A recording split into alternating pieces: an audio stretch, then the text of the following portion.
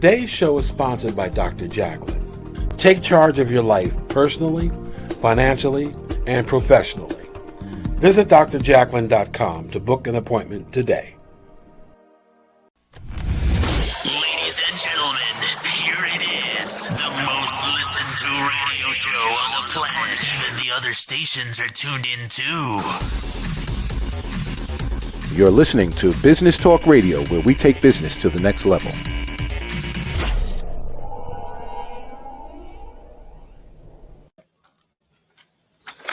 Hello and welcome to Rapping with Dr. Jacalyn, live here on Business Talk Radio. I am coming to you from Avalon, New Jersey, and we have a dynamite show for you today. Dynamite because we've got my great co-host, Al Cini, and we've got the legendary Richard Feldman, who is back with us for a second time. Gentlemen, welcome to the program.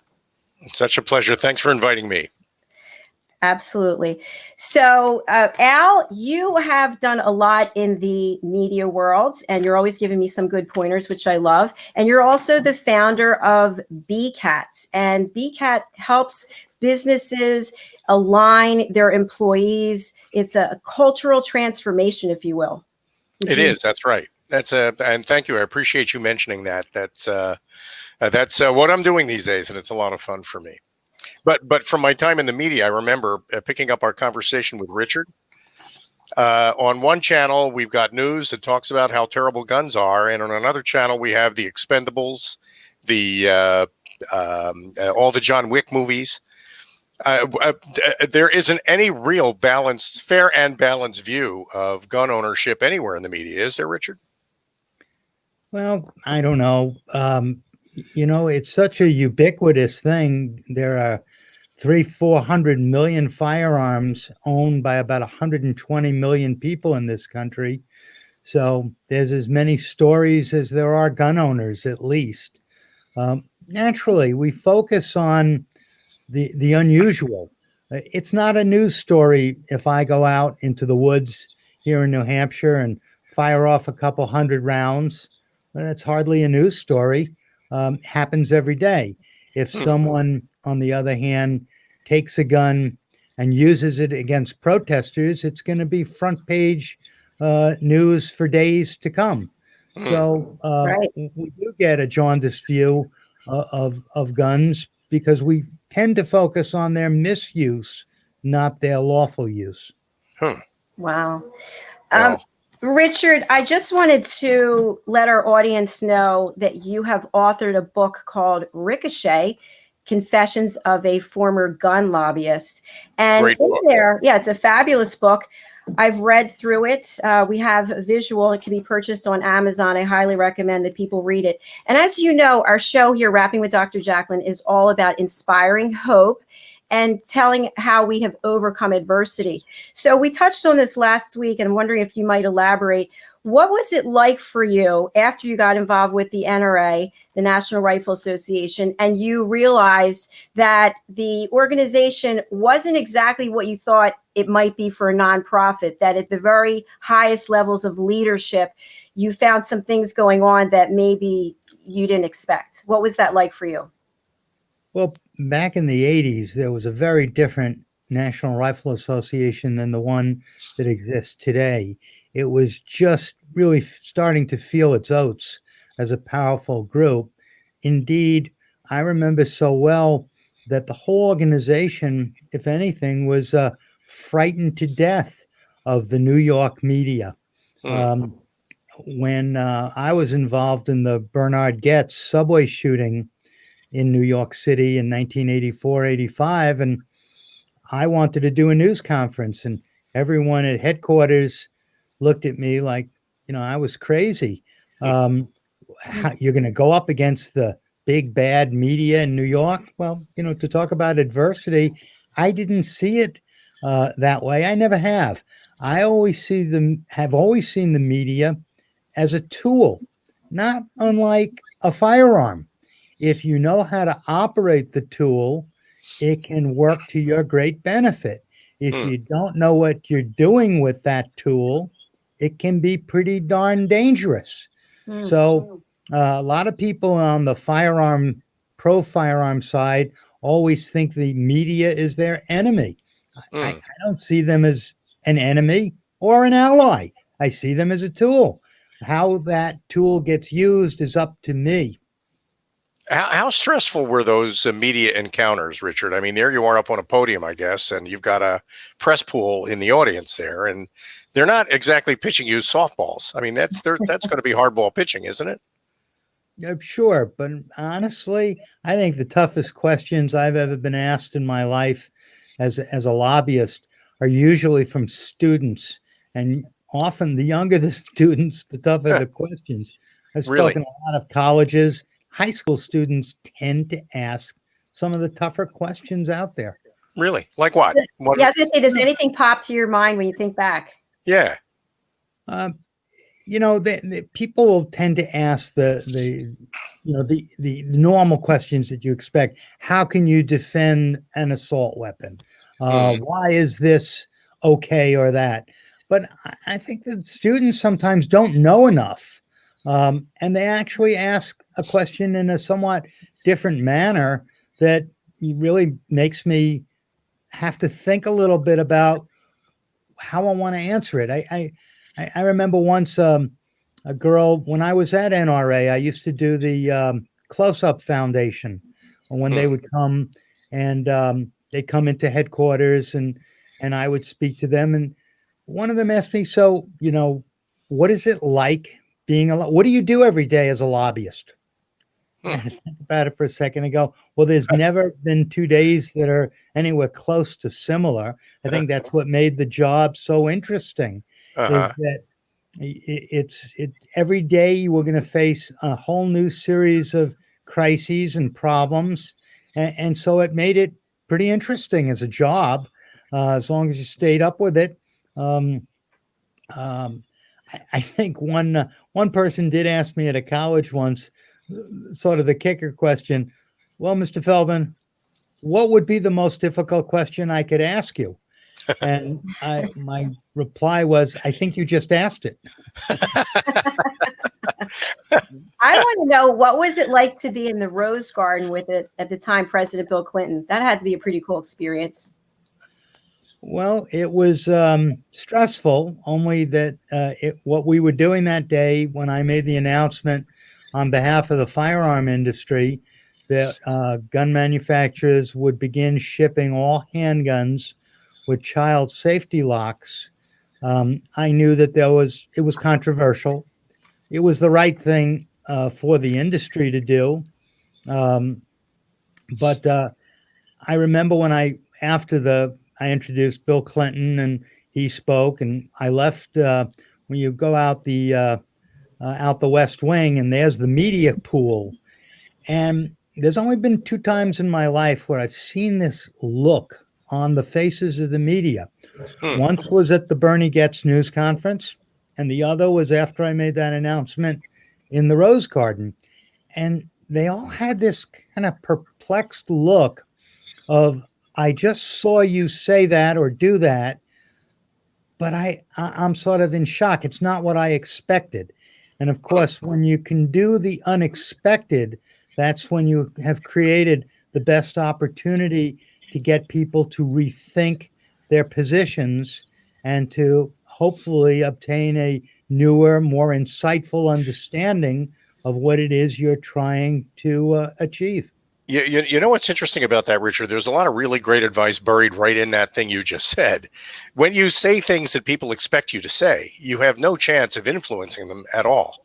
In order to influence them, you've got to say things they don't expect you to say, which means often you've got to agree with them or you've got to empathize with them. And if they're expecting an argument, that's probably the best way to disarm them and maybe even win them over to your side. I don't know who it was that said to me once, but it was certainly true. You never win an argument because people dig in once you start arguing. Now, that doesn't mean I don't enjoy arguing. God knows I do. But my intent is to have fun, not necessarily to win, because I'm not going to win. On the other hand, sometimes if you're having a public argument, your goal isn't to get that person you're arguing with to agree with you, but it's a vehicle by which you're hoping the audience, you're using that individual so that the audience comes to the conclusion you wanted them to come to. And I remember that too. In one of my close-up foundations, I had some girl who was telling me in front of her class how basically she was saying what her parents told her to say. And so I just, played the Socratic method with her a little bit, as we do in law school, and kept on taking her further and further out on the ledge until finally I pushed her over the edge. Now, she was not going to like me, but I did it for everyone else. And in fact, somebody came over to me after that class and said, "Mr. Feldman, I don't like you." So, I'm going to join the club. But I agreed with you. Wow. And that told me that what I did worked. And where did you learn how to do this? Did you learn this in law school, or where did you learn how to do this kind of thing? How'd you grow up? What was growing up for you like? My dad was a psychiatrist, so you sure didn't win any arguments there, because he'd always question you. Why do you think that way? What is it that makes you believe that? But that means you grow, right? Because you had to think outside the box. I was in debate school when I was in high school. And I think what debate gives you, and certainly law school gives you, is the opportunity to argue on the same facts on both sides. And if there's one thing I've always felt on the firearm issue competent about, it's that I always feel I could make a better argument for my opponents than they make for themselves. And as long as I feel I can do that, I'm very confident that there's nothing they can challenge me with that I'm not already going to be prepared and best them. That's really interesting. I personally have always liked to debate. Some people shy away from it, but I like to look at, point, counterpoint, and understand your position and understand my position and not be in judgment. I think it's actually liberating. I think you grow from debating. I don't know. What are your thoughts on that? I have a couple of thoughts. When I say argument, we could say debate. When you're doing a formal debate, you're literally getting points from getting certain arguments out there. On the other hand, when I'm on a television show, I don't view it as a debate at all, although they frequently may peg it as such, because I know I'm not going to win the debate.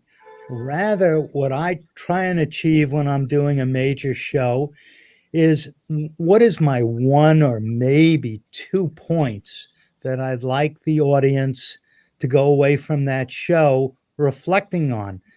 Inexperienced and sometimes pretty experienced people will come in with 12, 15 talking points that they want to get out.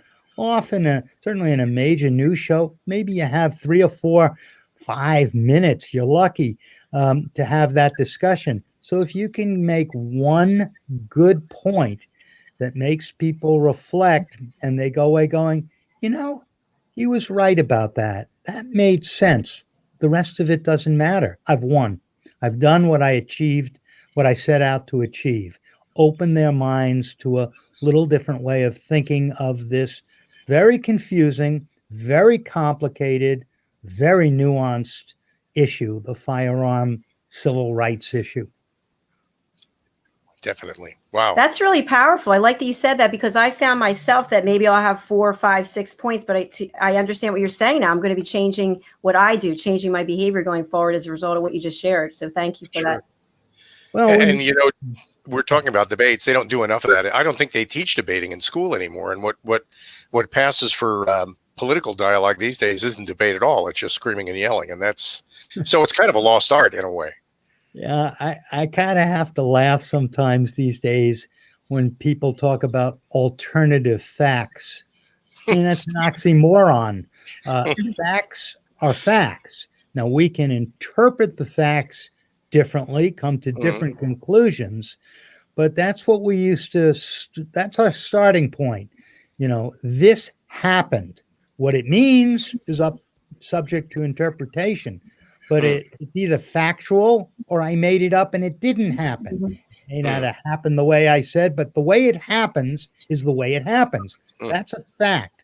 I mean, kind of like arguing about gravity. Well, it's your opinion that there's gravity. I just think the apple felt like headed from north to south from the tree. I mean,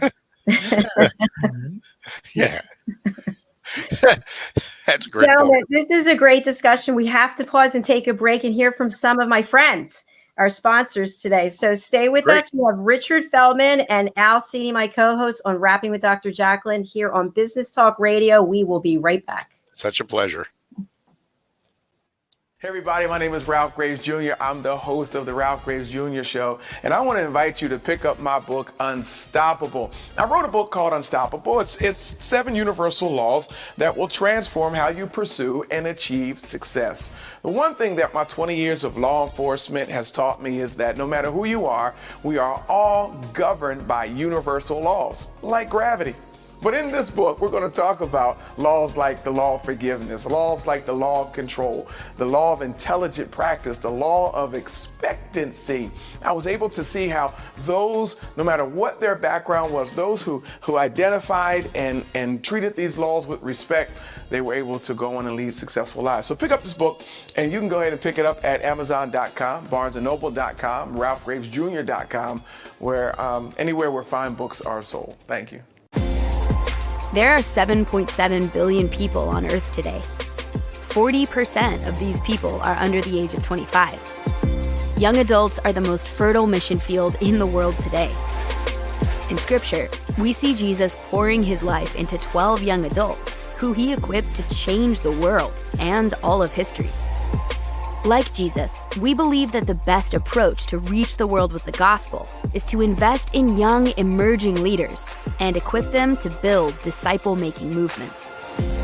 Concentric is the notion of surrounding and sharing a common center. Our center is the model and strategy of Jesus for both leadership development and ministry formation.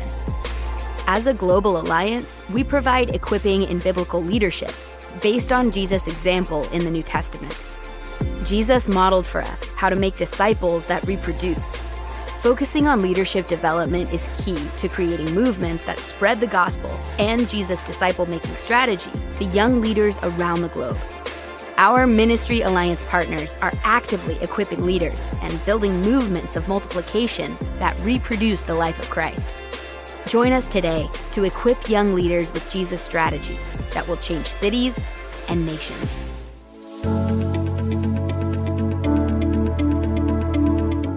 The session that we had with BCAT was really entertaining and enlightening. We were able to put together some very specific steps that we as individuals can take, and it was really fun to all come together and see sort of where we're going as a team and how we can all get there together. We had a tremendous experience with the BCAT partners. One of the challenges that we have as an organization is to make sure that we have the right people in the right chairs doing the right thing. To do that well, you have to have synergy. You can try to dream up ways to make sure that your group does that, or you can rely on experts. We would recommend BCAT partners to anybody who's looking to take their organization to the next level.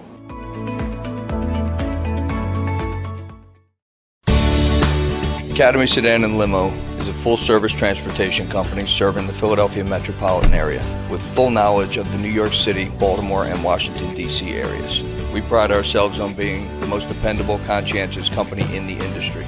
Our always on-time service and dependable pricing make us the company to call for any event or occasion. Our vehicles can accommodate any size party for any occasion.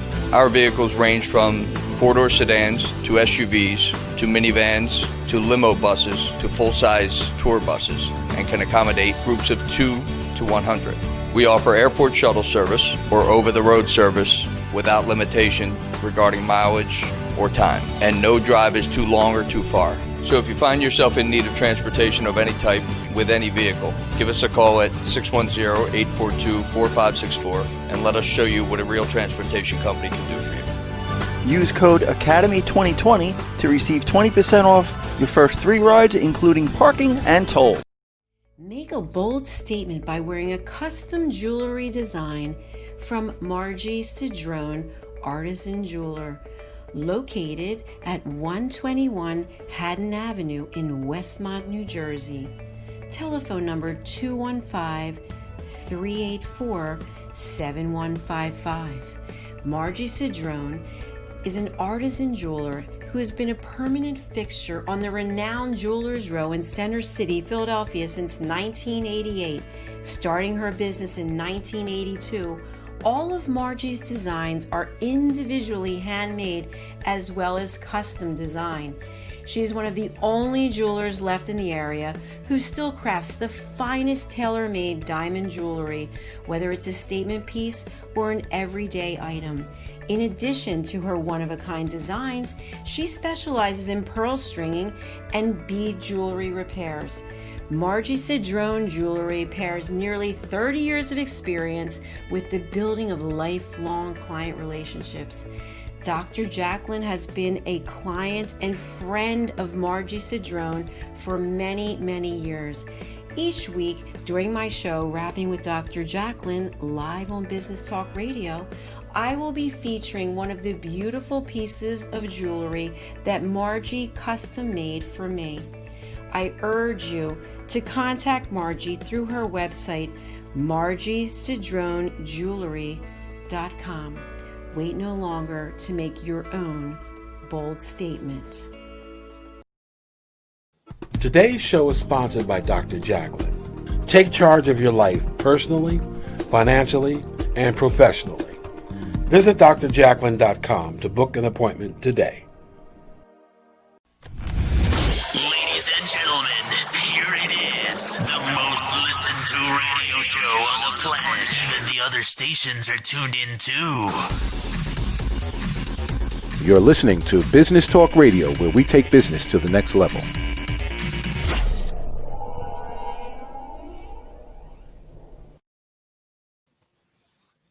Welcome back to Rapping with Dr. Jacalyn here live on Business Talk Radio. I want to give a shout out to everyone watching Facebook Live and YouTube Live. Welcome. Our show is extra special today because we have Richard Feldman back for a second week, and we have Al Cini here as well. So gentlemen, welcome back to the program. I want to give the phone number if anybody wants to call in to speak to Richard. The number is 631-627-3145. So gentlemen, before we went to the break, we were talking about the art of debating or lack thereof.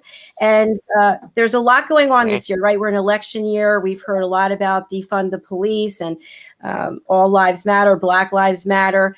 Richard, last week you mentioned something about the issues for gun rights, or whether it's legalizing drugs, all types of issues. It's not really that's the issue. It's about the people, the citizens, and the relationship with the government. Did I get that right? Pretty much, yeah. So let's delve into that a little bit. Yeah. You know, when we get into the gun issue, sometimes we lose sight of the big picture. And really what the whole firearm issue cluster is about is the relationship between the governed and their government. You know, there are tens, 100 million plus of us that have owned guns most of our lives, never misused them, and always wonder, why does the government want to take away something that I've used and never misused? It's always to get at that sliver of the people who do misuse it. It always seems to me exactly very much like the issues of freedom of speech or religion, or there are going to be some people that abuse their freedoms, but we don't eliminate the freedoms for everyone in the hope that somehow we'll get at that small section of people who are abusing the rights, breaking the law. Instead, we should use our resources, our energy, collectively, collaboratively, and focus in on the people who are the problem.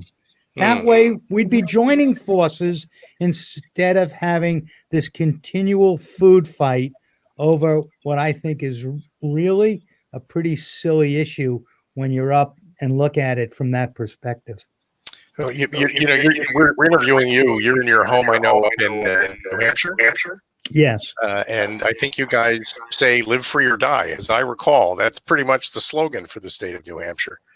And when we get into gun rights, we're really talking about how much interference in your life are you willing to accept from a government that really doesn't understand you all that well and never asks for your opinion. Well, ultimately, when you need the police are almost never going to be there when you need them the most. And that's simple, because if the police were there, you probably wouldn't have needed them.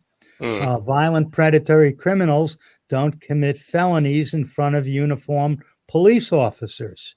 That's kind of a given. And yet you're on your own.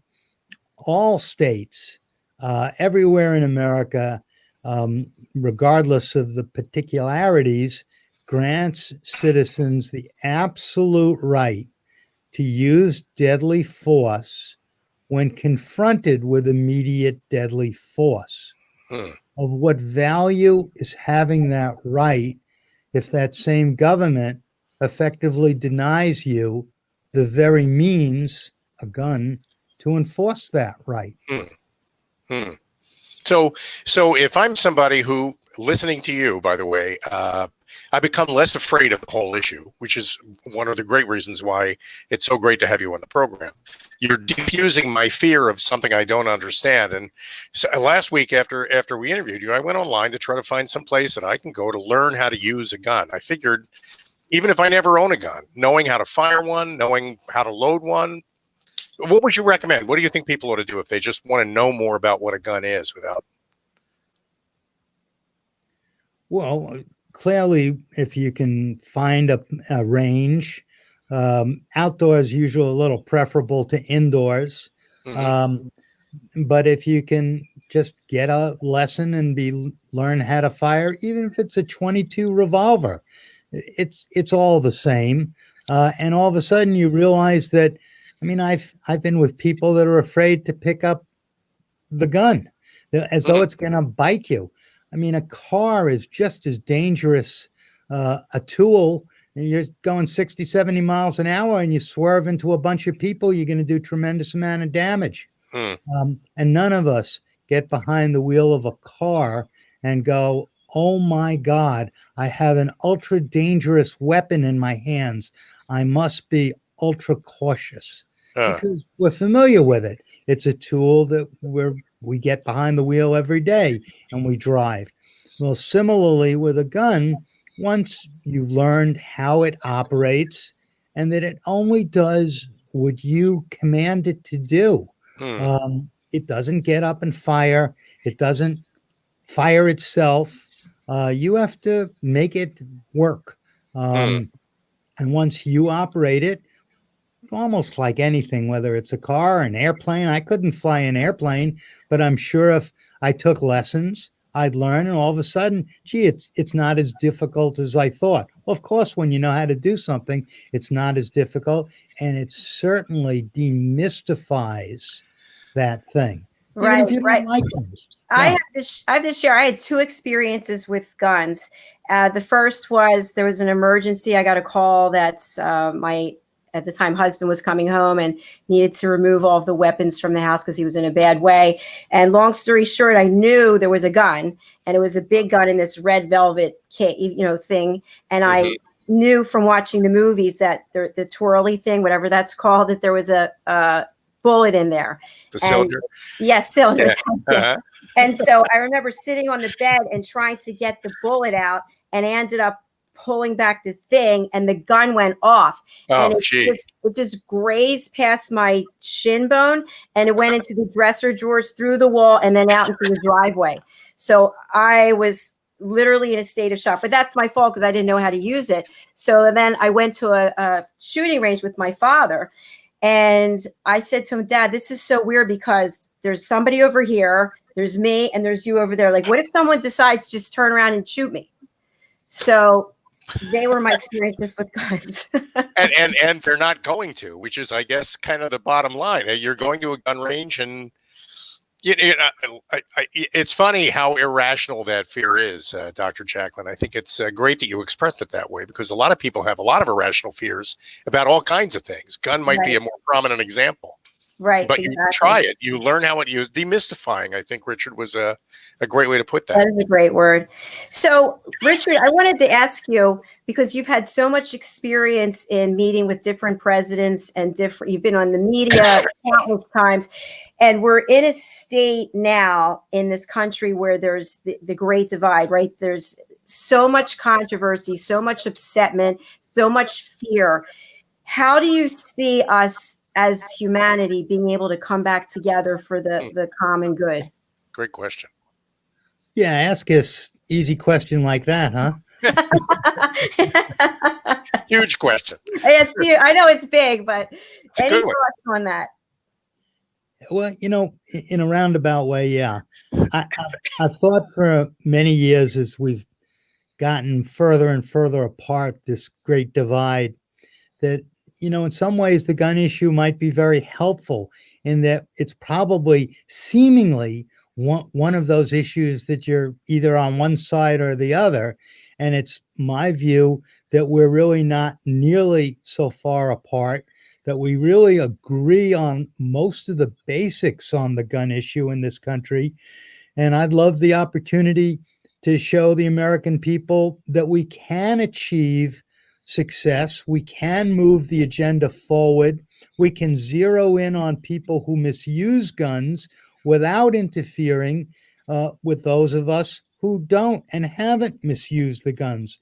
I think using an issue like this would give us a fresh sense of self, would be, wow, we can do it. After all, I don't think this is such a tough issue. We do have some very tough issues in this country.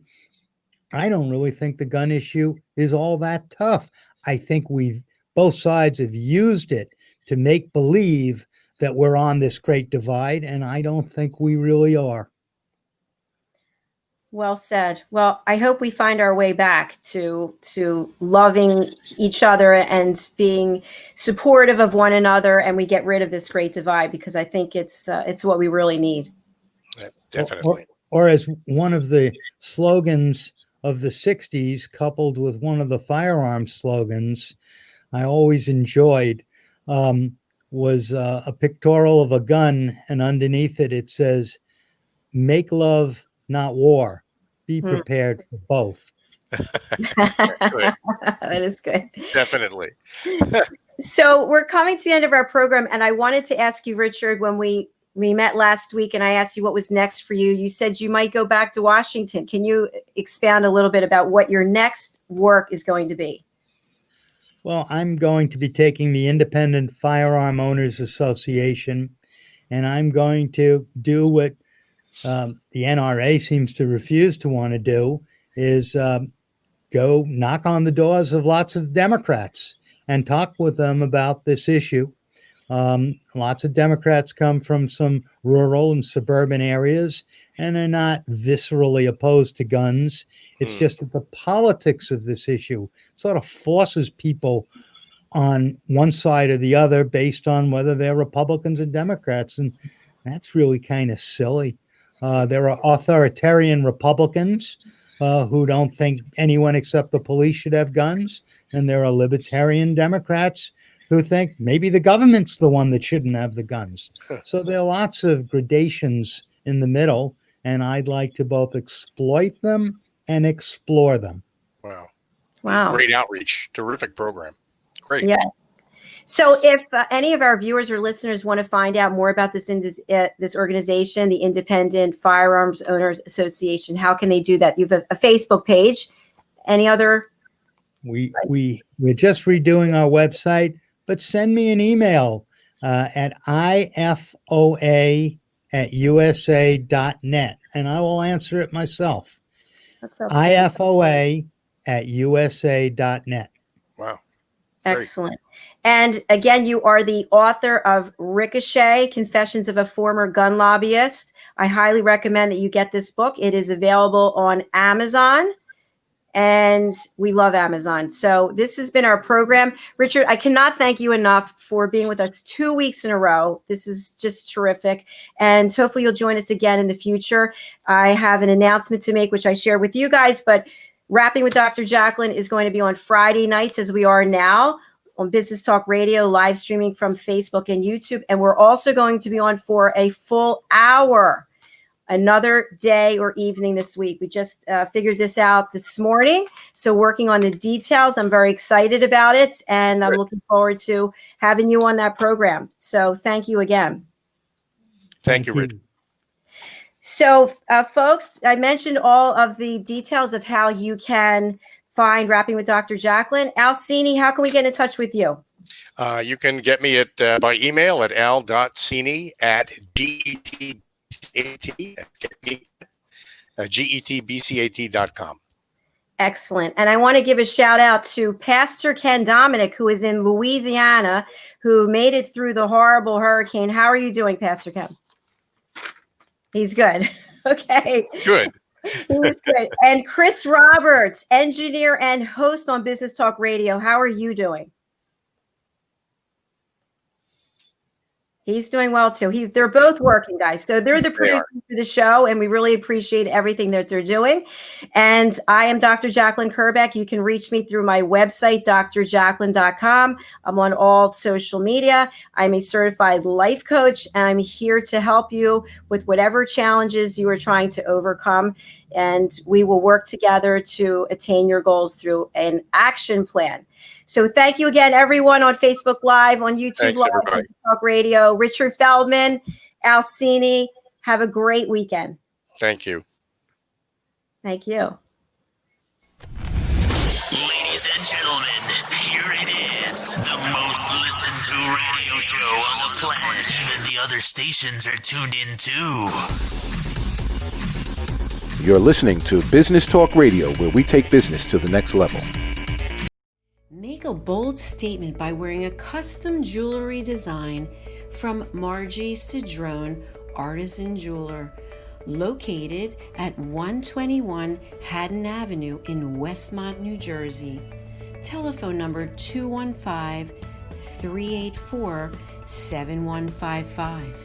Margie Cedrone is an artisan jeweler who has been a permanent fixture on the renowned Jewelers Row in Center City, Philadelphia since 1988. Starting her business in 1982, all of Margie's designs are individually handmade as well as custom design. She is one of the only jewelers left in the area who still crafts the finest tailor-made diamond jewelry, whether it's a statement piece or an everyday item. In addition to her one-of-a-kind designs, she specializes in pearl stringing and bead jewelry repairs. Margie Cedrone Jewelry pairs nearly 30 years of experience with the building of lifelong client relationships. Dr. Jacalyn has been a client and friend of Margie Cedrone for many, many years. Each week during my show, Rapping with Dr. Jacalyn, live on Business Talk Radio, I will be featuring one of the beautiful pieces of jewelry that Margie custom made for me. I urge you to contact Margie through her website, margiecedronejewelry.com.